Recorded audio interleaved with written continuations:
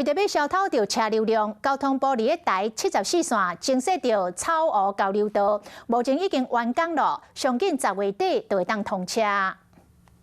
为着要消透车流，地方经过10年争取，伫台74线增加一个台里草湖交流道。经过3档外施工，主体工程已经完工，相关的路牌、指示牌啊已经设好啊，进入验收的阶段。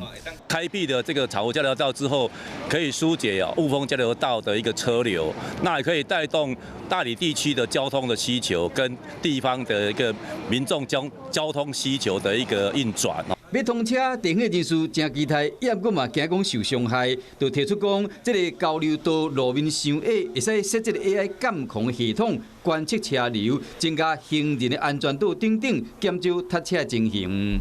我这边如果通车以后，我也会担心说会不会也是塞。 建设局表示讲，目前边边的道路内边的车道已经完工通车，上紧的10月底到11月初就当开放通行。 Hello， 我是林仙怡。想要抢先掌握最及时的新闻资讯吗？赶快订阅、按赞、开启小铃铛，锁定华视新闻 YouTube 频道。